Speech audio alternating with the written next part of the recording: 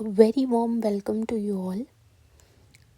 ये चैनल और इन पे आने वाले वीडियोस में ज़्यादातर आप देखेंगे कि जनरल स्टडीज़ के सब्जेक्ट्स होंगे, जैसे पॉलिटी, ज्योग्राफी वगैरह, जो कि आपके ना सिर्फ कॉम्पिटिटिव एग्ज़ाम्स बल्कि जो बच्चे स्कूल में हैं 9th 10th 11th 12th, जिनको भी किसी भी कॉन्सेप्ट से रिलेटेड क्लैरिटी चाहिए, वो इन वीडियोस को रेफ़र कर सकते हैं।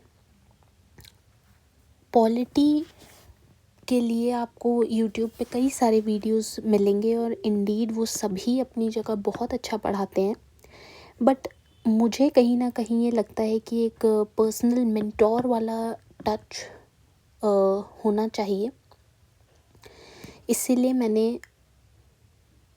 इन वीडियोस इस चैनल की शुरुआत की है, जिसमें आपको हर कॉन्सेप्ट स्क्रैच से पढ़ाया जाएगा और हम पूरी कोशिश करेंगे कि आपको इतना क्लैरिटी, इतना इजी वे में हर चीज़ समझाई जाए, जिससे कि जब आप अपने स्टैंडर्ड बुक्स को, किसी भी सोर्स को रेफ़र करें तो वो कॉन्सेप्ट आपके माइंड में एक बार में बैठ जाए, आपको बार बार उसको रटना ना पड़े।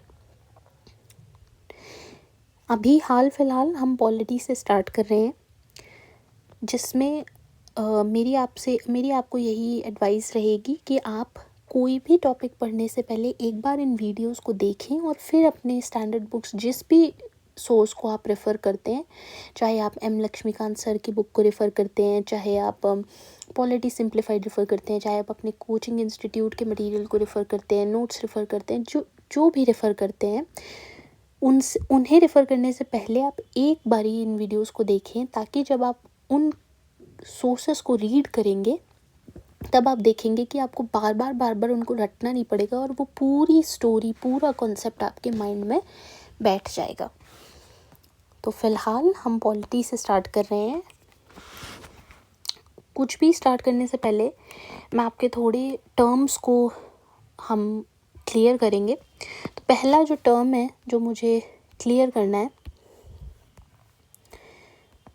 वो है कि पॉलिटी और पॉलिटिक्स में क्या फ़र्क होता है।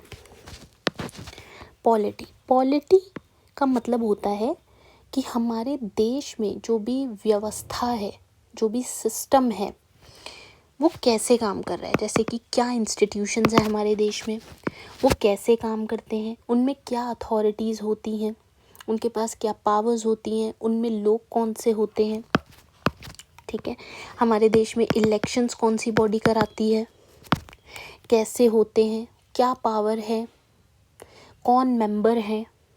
ठीक है, तो जो भी पूरा सिस्टम है वो कैसे काम करता है, वो होती है आपकी पॉलिटी। ठीक है, जैसे कि लॉ कैसे पास होता है, पार्लियामेंट में क्या काम होता है, या स्टेट लेजिस्लेचर में क्या काम होता है, कैसे काम होता है, कौन वहाँ पे बैठ सकता है, किसके पास क्या पावर है, वो होती है पॉलिटी। पॉलिटिक्स का मतलब होता है जब उनमें लोग आ जाएं, जैसे कि कौन सी पॉलिटिकल पार्टी जीत रही है, कौन सी पॉलिटिकल पार्टी का क्या मुद्दा है, क्या स्कीम है, प्रेसिडेंट के ऑफिस में कौन बैठा है, कौन इलेक्शन जीता है, वो होता है पॉलिटिक्स।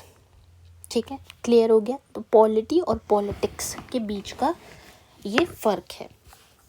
अब जो दूसरी बात आती है वो ये आती है कि कॉन्स्टिट्यूशन में 3 शब्द आपको मिलेंगे जिनका मतलब समझना बिल्कुल भी इजी नहीं होता, बट हम उसको इजी करेंगे।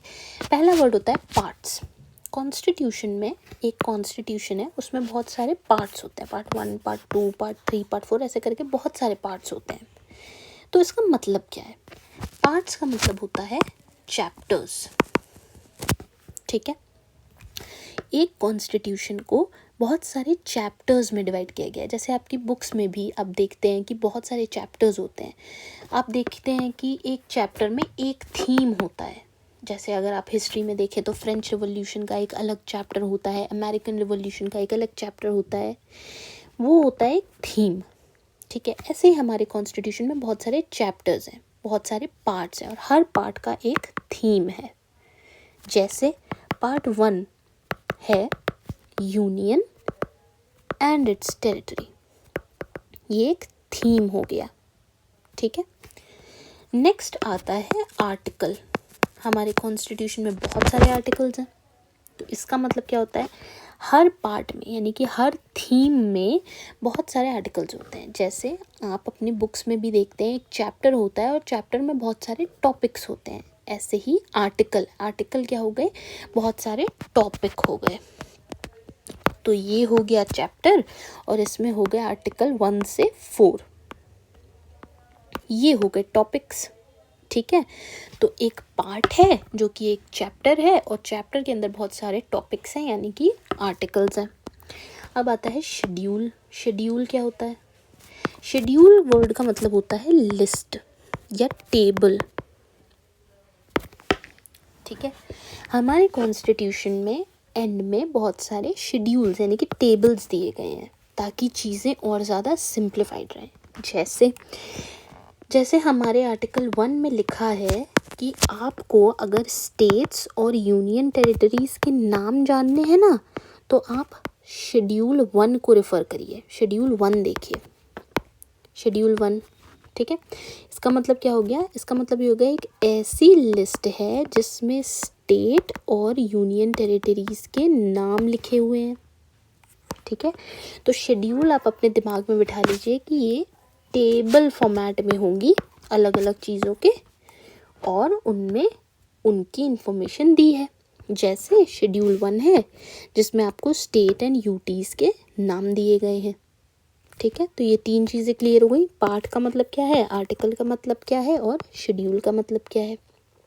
ठीक है, अब हम आ जाते हैं अपने फर्स्ट चैप्टर पे जो कि है यूनियन एंड इट्स टेरिटरी। ठीक है जी,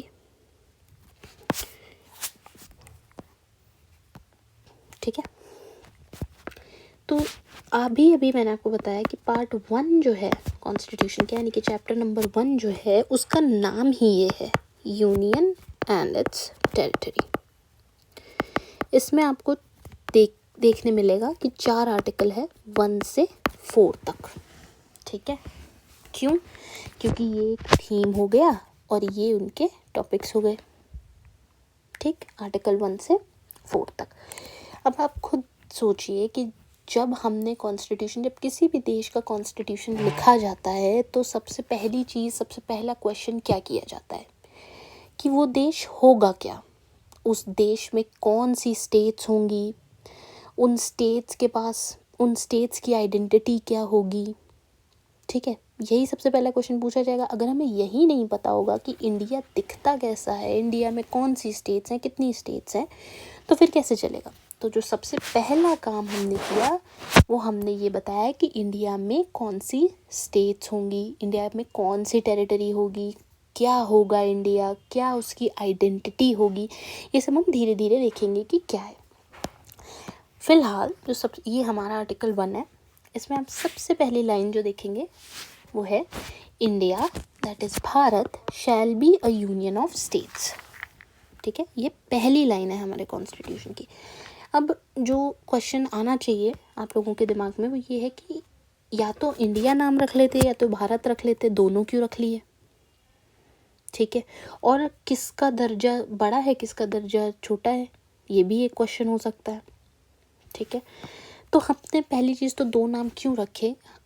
देखिए, जब कॉन्स्टिट्यूएंट असेंबली में बात चल रही थी कि इंडिया या भारत का नाम क्या होगा, तो कुछ लोगों का कहना था कि इंडिया रखते हैं नाम क्योंकि ये बहुत ज़्यादा मॉडर्न है, और कुछ लोगों का कहना था कि भारत नाम रखते हैं क्योंकि ये हमारी एंशियंट सिविलाइजेशन से रिलेटेड है। यानी कि आपको ये नाम हमारे वेदों शास्त्रों में देखने को मिल जाएगा कि भारत बोलते थे, और इंडिया एक मॉडर्न नाम है। कहाँ से आया ये नाम, तो आप देखेंगे कि इंडिया में जो हमारा इधर नॉर्थ वेस्टर्न साइड पे इंडस रिवर है, ठीक है, सिंधु नदी जिसको कहते हैं, वहाँ से ये वर्ड निकल के आया है इंडिया, यानी कि इंडस के ईस्ट में रहने वाले लोग हो गए इंडियंस।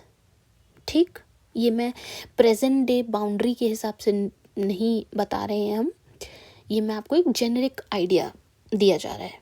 ठीक है, तो कुछ लोगों का कहना था कि आप इंडिया नाम रखिए, कुछ लोगों का कहना था कि आप भारत नाम रखिए। इसीलिए हमने दोनों ही नाम रख लिए, ठीक है। दूसरी बात ये कि इन दोनों नामों का कॉन्स्टिट्यूशनल स्टेटस इक्वल है। कॉन्स्टिट्यूशनल स्टेटस इक्वल है का मतलब कॉन्स्टिट्यूशन में यानी कि संविधान की नज़र में चाहे आप इंडिया को इंडिया बोलिए चाहे भारत बोलिए, दोनों एक ही बात है, ठीक है। तो लिखा है कि India that is Bharat shall be a union of states. अब इस वर्ड पे हम फोकस करते हैं कि यूनियन ऑफ स्टेट्स, ये आइडेंटिटी है। कैसे? देखिए, एक वर्ड होता है यूनियन, एक वर्ड होता है फेडरेशन, एक वर्ड होता है कॉन्फेडरेशन, ठीक है। यूनियन का मतलब होता है कि जब बहुत सारी स्टेट्स साथ में आते हैं, यूनाइट होते हैं और एक देश बनाते हैं, दैट इज़ अ यूनियन, साथ में आना, ठीक है। फेडरेशन वर्ड का मतलब होता है अग्रीमेंट या ट्रीटी, यानी कि बहुत सारी स्टेट्स एक अग्रीमेंट करती हैं कि हम एक देश बनाएंगे, ठीक है। इसका बहुत अच्छा एग्जाम्पल है हमारे पास यूएसए। इसके नाम में ही लिखा हुआ है United states of America. United states यानी कि बहुत सारी स्टेट्स ने अग्रीमेंट करके यूनाइट हुए, साथ में आए, इकट्ठा हुए और एक देश बनाया अमेरिका या यूएसए, ठीक है। और एक होता है कॉन्फेडरेशन। कॉन्फेडरेशन में भी देखिए आप वर्ड है फेडरेशन, यानी कि अग्रीमेंट तो यहाँ पे भी हो रहा है, बट कॉन्फेडरेशन का मतलब होता है जब एक लूज अग्रीमेंट हो, यानी कि आप जब मर्जी चाहे छोड़ के जा सकते हैं, जब मर्जी चाहे ज्वाइन कर सकते हैं, ठीक है। कि बहुत ज़्यादा कोई पाबंदियाँ नहीं हैं, ठीक है चल रहा है तो चलने दो। इसका एक बहुत अच्छा एग्जांपल हो सकता है EU, European union. European union कह सकते हैं कि एक पार्शियल कॉन्फेडरेशन है। आप देखेंगे कि वहाँ पे बहुत ज़्यादा कोई यूरोपियन यूनियन में बहुत ज़्यादा कोई रोक टोक नहीं है। जैसे अभी ब्रेक्सिट हुआ था, ब्रिटेन यूरोपियन यूनियन से बाहर चले गए थे, तो वो एक कॉन्फेडरेशन का एग्जाम्पल हो गया, ठीक है। तो ये 3 आइडेंटिटीज़ हो सकती हैं कि एक देश बना कैसे है। क्या बहुत सारी स्टेट्स ने मिलकर एक अग्रीमेंट किया था, क्या बहुत सारी स्टेट्स का एक यूनियन है, ठीक है, या कॉन्फेडरेशन है, क्या है, ठीक है। तो इसी आइडेंटिटी आर्टिकल में बताया गया है। तो पहला आर्टिकल जो कि आपके सामने है कहता है कि India that is Bharat shall be a union of states. ना ये एक फेडरेशन होगा, ना कॉन्फेडरेशन होगा, ना एक फेडरेशन होगा, ना कॉन्फेडरेशन होगा। ये क्या होगा? ये एक यूनियन होगा। क्यों होगा ये यूनियन? क्योंकि अगर हम थोड़ा सा हिस्ट्री में जाएं तो हमें पता है कि ब्रिटिशर्स आए, ब्रिटिशर्स ने रूल किया, ठीक है। इंडिपेंडेंस मिली, इंडिपेंडेंस के बाद इंडिया पाकिस्तान का बंटवारा हुआ, ठीक है। जब हमें इंडिपेंडेंस मिली तो हमारे पास प्रॉपर स्टेट्स भी नहीं थे। जो हमारे प्रेजेंट डे स्टेट्स हैं उनमें से हमारे पास बहुत सारे स्टेट्स थे भी नहीं, बहुत सारे प्रिंसली स्टेट्स थे, यानी कि राजा लोग रूल करते थे तब, ठीक है। 550 से ज़्यादा प्रिंसली स्टेट्स थे। प्रिंसली स्टेट्स का मतलब क्या होता है? प्रिंसली स्टेट्स वो स्टेट्स थे जिन पे राजा राज करते थे, ठीक है, जो रूलर्स रूल करते थे, वो थे प्रिंसली स्टेट्स, यानी कि प्रिंस लोगों के जो स्टेट्स थे वो थे प्रिंसली स्टेट्स, ठीक है। हमारे पास 550 से ज़्यादा प्रिंसली स्टेट्स थे जिनको धीरे धीरे करके इंडियन यूनियन में लाया गया। तो इसीलिए जो बहुत सारे कॉन्स्टिट्यूएंट असेंबली के मेंबर्स थे, specially doctor B R Ambedkar, उन्होंने बोला कि हमारा देश कोई स्टेट्स के अग्रीमेंट से नहीं बना है, तो ये फेडरेशन तो डेफिनेटली नहीं है। प्लस उन्होंने बोला कि हम अब स्टेट्स को ज़्यादा पावरफुल नहीं कर सकते। मतलब मतलब हमारा देश फेडरल तो है। अब फेडरल का मतलब क्या होता है? फेडरल का मतलब होता है जब सेंटर और स्टेट के बीच में पावर बटी हुई हो तो वो होता है फेडरल।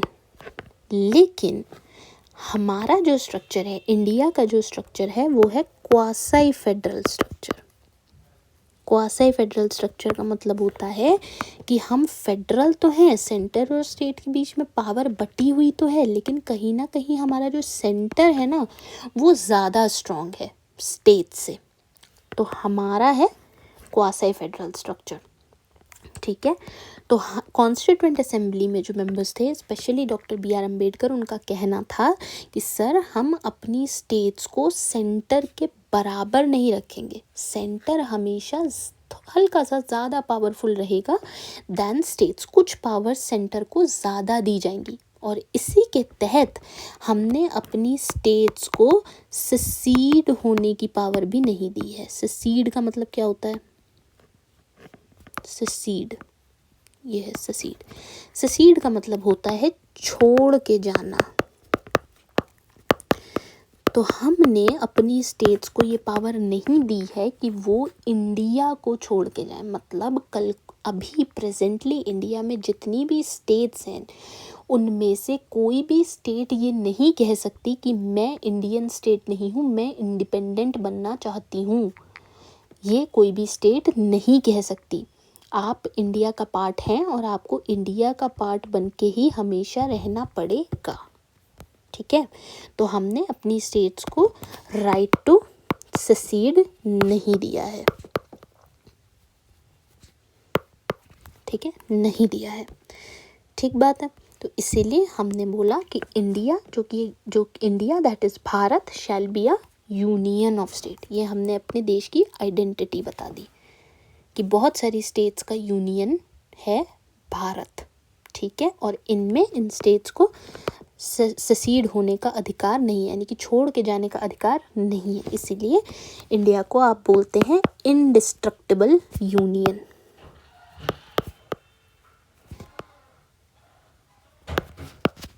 ठीक है।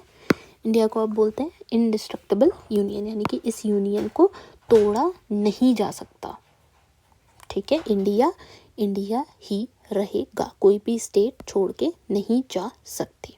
ठीक है। अब दूसरी चीज़ जो इसमें लिखी हुई है वो ये है कि the states and the territories. अब पहले तो हम वर्ड पे आते हैं कि टेरिटरी मतलब क्या होता है। टेरिटरी का मतलब होता है, टेरिटरी में जो ये टेरा शब्द है ना, इसका मतलब होता है लैंड। ये वर्ड आता है एंशिएंट रोमन सिविलाइजेशन से। ठीक है। एंशिएंट रोम में एक वर्ड होता था टेराटोरियम। ठीक है। इसका मतलब होता था वो लैंड जो रूलर के कंट्रोल में है, वो लैंड जो रूलर के कंट्रोल में है, दैट इज टेराटोरियम। और वहीं से ये शब्द आया है टेरिटरी। टेरिटरी का मतलब होता है, जैसे हम बोलते हैं ना टेरिटरी ऑफ इंडिया, तो इसका मतलब ये है हर वो लैंड, और लैंड से मेरा मतलब है चाहे वो ज़मीन हो, चाहे वो रिवर हो, चाहे वो सी हो जहाँ तक हमारा हक है, चाहे आपने सुना होगा एक्सक्लूसिव इकोनॉमिक जोन्स होते हैं, एक्सक्लूसिव इकोनॉमिक जोन्स हो, चाहे हमारा एरोस्पेस हो। एरोस्पेस मतलब आसमान, जहाँ पे एरोप्लेन उड़ते हैं, जहाँ पे देखिए हर कंट्री की अपनी एरोस्पेस भी होती है। आपने न्यूज़ वगैरह में भी देखा होगा जहाँ पे कहीं पे वॉर हो जाती है तो वो अपना एरोस्पेस भी बंद कर देते हैं। मतलब जैसे वो अपने देश में कोई भी फ्लाइट्स वगैरह नहीं आने देते हैं, दैट इज़ एरोस्पेस। ठीक है। तो टेरिटरी ऑफ इंडिया मतलब हर वो जगह, इंडिया की हर वो जगह जहाँ इंडियन कॉन्स्टिट्यूशन अप्लाई होता है, वो होती है टेरिटरी ऑफ इंडिया।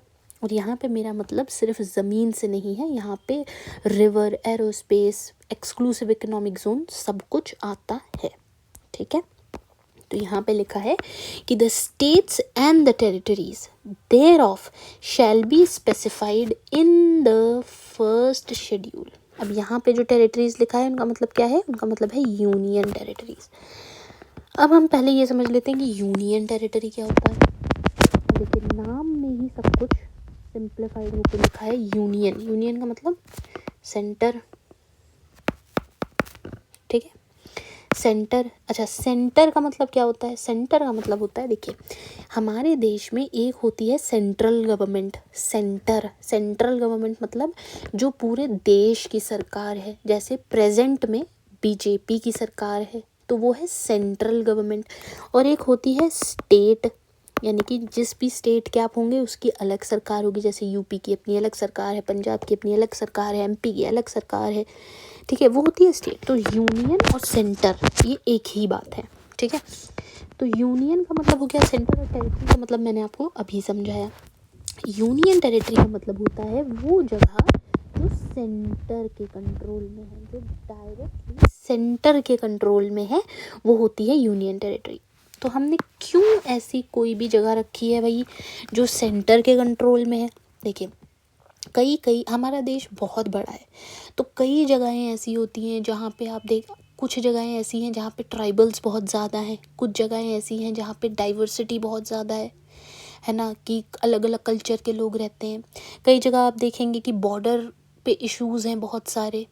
तो ऐसे अलग अलग दिक्कतें हो सकती हैं अलग अलग एरियाज़ में। इसीलिए हमने कुछ एरियाज़ ऐसे बनाए हैं जो डायरेक्टली सेंटर के कंट्रोल में है, जहाँ पे ज़रूरत है कि सेंटर ही उनको एडमिनिस्टर करे या चलाए, सिस्टम को चलाए वहाँ पे। तो प्रेजेंटली हमारे पास 8 यूनियन टेरिटरीज़ हैं, 8 ऐसी जगहें हैं जो कि डायरेक्टली सेंटर के कंट्रोल में हैं, ठीक है।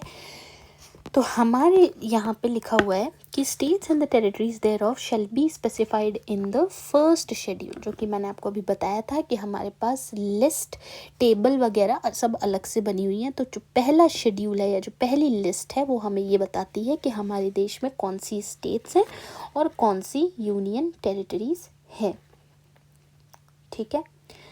अब बात करते हैं कि अच्छा चलिए, जब हम शेड्यूल 1 की बात कर ही रहे हैं तो शेड्यूल 1 में आपको देखने को मिलेगा कि हमारे पास इस समय हाल फिलहाल 28 स्टेट्स हैं और 8 यूनियन टेरिटरीज़ हैं, ठीक है।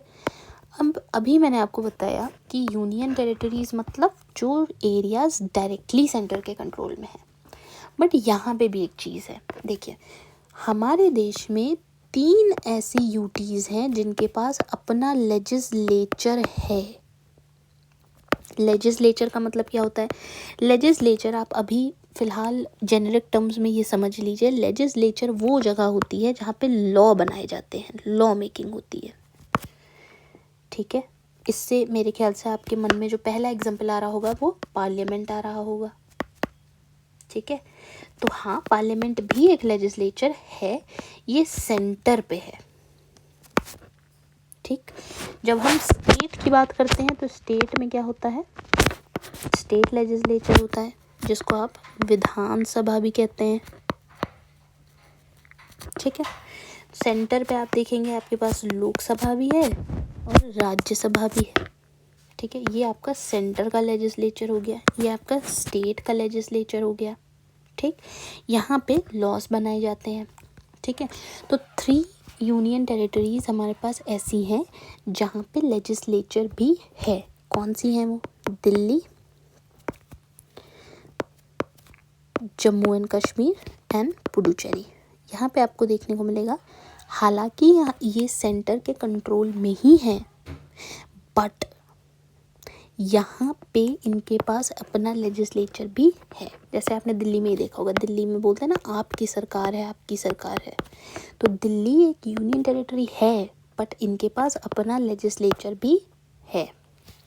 बाकी 5 ऐसी यूनियन टेरिटरीज़ हैं जिनके पास अपना लेजिस्लेचर नहीं है, जैसे Ladakh, Andaman and Nicobar, Lakshadweep, Chandigarh, Dadar and Nagar Haveli and Daman and Diu, ठीक है। ये हमारी टोटल 8 यूनियन टेरिटरीज हो गई। और स्टेट्स कितनी है हमारे पास? 28 स्टेट्स हो गई।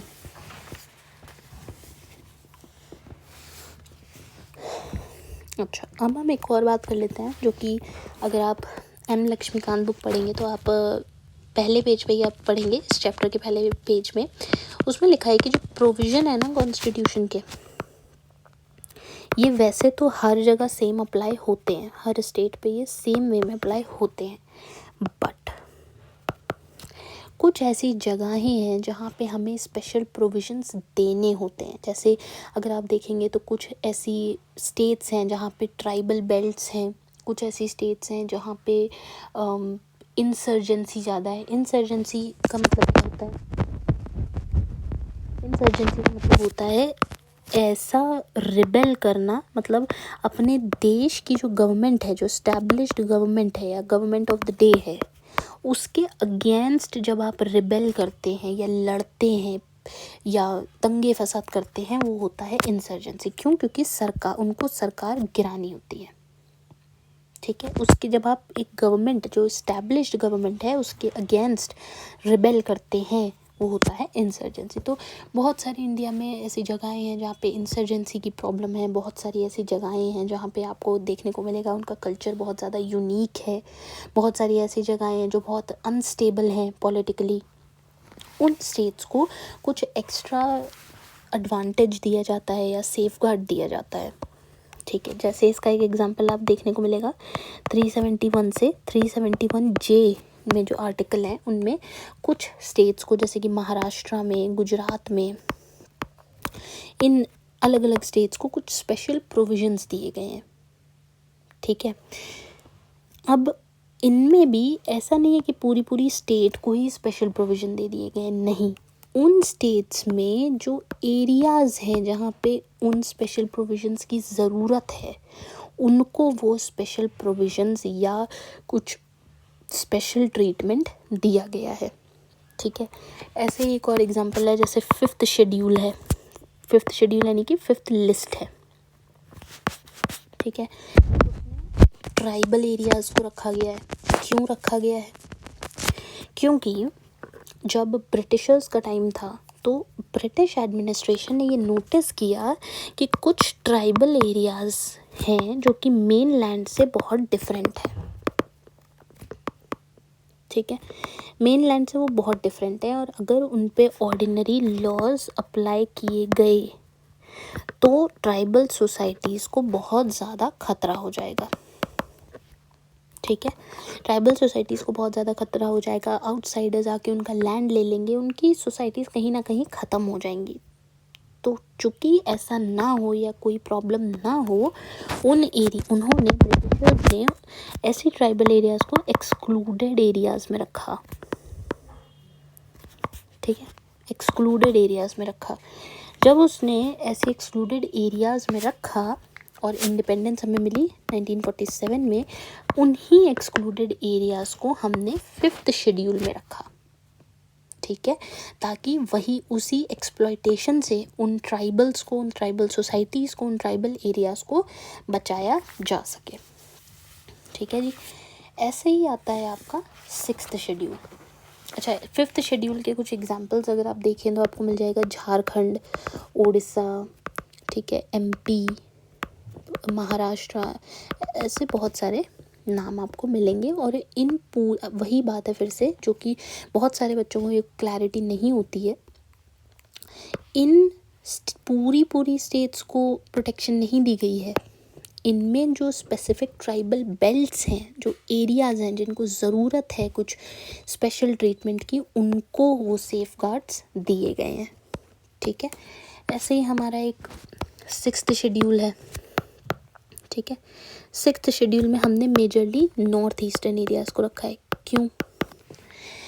क्योंकि आप देखेंगे नॉर्थ ईस्टर्न एरियाज़ जो रहते हैं वो बहुत सेंसिटिव होते हैं, ठीक है। मेन लैंड इंडिया से काफ़ी अलग उनका कल्चर है, काफ़ी अलग चीज़ें हैं, बॉर्डर इश्यूज़ बहुत हैं, वहाँ पे भी आपको देखने को मिलेगा इंसर्जेंसी बहुत है, ठीक है। आर्म्ड रिबिलियन कर देते हैं अगेंस्ट गवर्नमेंट, वो सब बहुत है। इसलिए हमने 6th शेड्यूल में 4 नॉर्थ ईस्टर्न स्टेट्स को रखा है, जो कि हैं असम, मिज़ोरम, मेघालय और त्रिपुरा, ठीक है, सबको नहीं रखा है। इनमें भी इन पूरी स्टेट्स को सेफ गार्ड नहीं दिया गया है, सिर्फ उन्हीं इन स्टेट्स में सिर्फ उन्हीं एरियाज़ को सेफ गार्ड दिया गया है जिन्हें ज़रूरत है। फॉर एग्ज़ाम्पल पूरे असम स्टेट को सेफ गार्ड नहीं दिया गया है। असम में जो बोडोलैंड टेरिटोरियल रीजन है,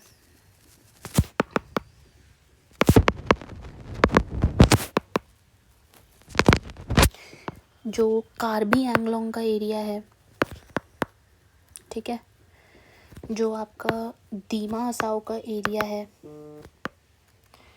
उन्हें ही दीमा हसाओ का एरिया है, उन्हें ही इनको दिया गया है प्रोटेक्शन, इनको रखा गया है 6th शेड्यूल में। ठीक है जी, जस्ट अ सेकेंड। ठीक है, अच्छा अब आप एक लास्ट चीज़ देखिए जो हमारे फर्स्ट आर्टिकल में लिखी हुई है। जो थर्ड चीज़ और लास्ट चीज़ फर्स्ट आर्टिकल में बताई गई है वो ये बताई गई है कि टेरिटरी ऑफ इंडिया में आएगा क्या क्या। टेरिटरी ऑफ इंडिया भी मैंने आपको बताया था, जहाँ तक कॉन्स्टिट्यूशन ऑफ इंडिया अप्लाई होता है वो होती है टेरिटरी। ठीक है, तो टेरिटरी ऑफ इंडिया में आएगा टेरिटरी ऑफ स्टेट्स, ठीक, यूटीज़ आएंगी, सही बात है, इंडिया में स्टेट्स हो गई, यूटीज़ हो गई, ठीक है, and such other territories as may be acquired. अब इसका मतलब क्या होता है, तो ये बेसिकली कह रहे हैं कि टेरिटरी ऑफ इंडिया होगी, ठीक है, उसमें स्टेट्स होंगी, यूटीज़ होंगी और एक्वायर्ड टेरिटरीज होंगी। एक्वायर्ड टेरिटरीज क्या होती हैं? एक्वायर करने का मतलब होता है ले लेना, ऑब्टेन कर लेना, ठीक है, मिल जाना, वो होता है एक्वायर्ड टेरिटरीज। अब ये एक्वायर्ड टेरिटरीज, हमें जो टेरिटरीज हैं ये किसी भी तरह से मिल सकती हैं। जैसे हमें सेशन से मिल सकती हैं। सेशन का मतलब क्या होता है? सेशन का मतलब होता है दे देना, हमें किसी ने दे दी कि ये आपकी टेरिटरी है, आप रख लीजिए, वो होता है सेशन करना। ठीक है, जैसे हमारा किसी और स्टेट या कंट्री के साथ में अग्रीमेंट हुआ और उन्होंने हमें अपनी कोई टेरिटरी दे दी, या गिफ्ट में दे दी, या लीज पे दे दी, ठीक है, या मान लीजिए हमने मिलिट्री कंट्रोल से ऑक्यूपाई कर ली, वो भी हमारी एक्वायर्ड टेरिटरी हो जाएगी। ठीक है, टेरिटरी ले लेना जो कि मैंने आपको बताया। मान लीजिए हमने वॉर किया, कॉन्क्वेस्ट किया, ठीक है, उससे हमें टेरिटरी मिल गई, हमारी हो गई टेरिटरी। या मान लीजिए सब्जुगेशन हो गया। सब्जुगेशन मतलब जैसे ब्रिटिश जब इंडिया में आए और उन्होंने इंडिया पे राज करना चालू किया तो उन्होंने इंडियंस को सब्जुगेट किया, अपने अंडर ले लिया, होता है सब्जुगेशन। तो बाय सब्जुगेशन भी हम कोई टेरिटरी एक्वायर कर सकते हैं। तो अभी मैंने आपको बताया कि जो टेरिटरी होगी इनमें स्टेट्स और यूटीज़ तो होंगी ही, साथ में एक्वायर्ड टेरिटरीज भी होंगी। इसका बहुत अच्छे एग्जांपल्स आपको आगे देखने को मिलेंगे, जैसे सिक्किम आपको देखने को मिलेगा, हमने एक्वायर किया था, कैसे एक्वायर किया था, इस सब की भी स्टोरी हम आपको आगे के वीडियोस में समझाएंगे।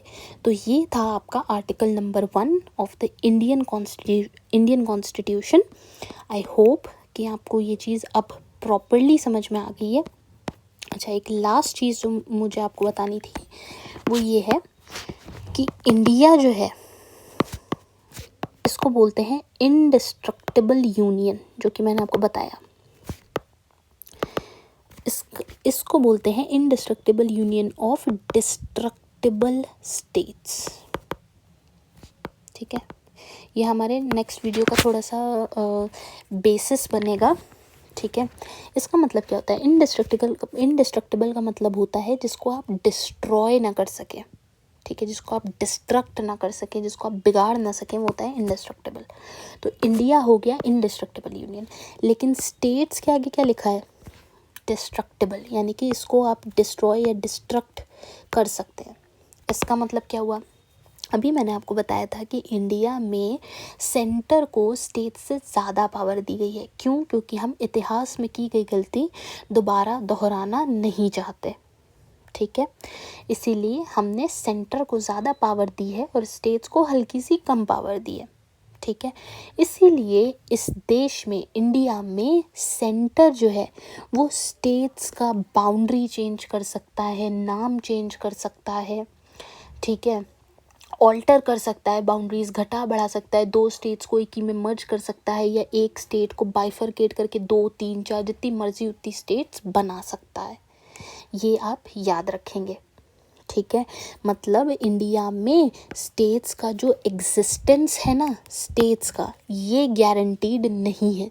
अगर सेंटर चाहे तो उसको स्टेट्स की बाउंड्री को बढ़ा भी सकता है, घटा भी सकता है, नाम भी चेंज कर सकता है, ठीक है, मर्ज भी कर सकता है और बाइफरकेट भी कर सकता है। ये हमारे अगले वीडियो का बेसिस बनेगा, ठीक है। आई होप आपको ये कॉन्सेप्ट बिल्कुल क्रिस्टल क्लियर हो गया हो। अगर आपको कोई भी दिक्कत आई हो या कुछ भी समझने में दिक्कत हो रही हो, आप बिल्कुल फ्री होके कमेंट बॉक्स में कमेंट कर सकते हैं, मुझे बता सकते हैं।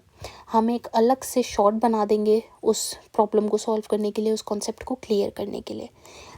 नेक्स्ट वीडियो में हम आर्टिकल 2, 3, 4 कवर करेंगे। आई होप आपको वीडियो अच्छा लगा हो। Thank you and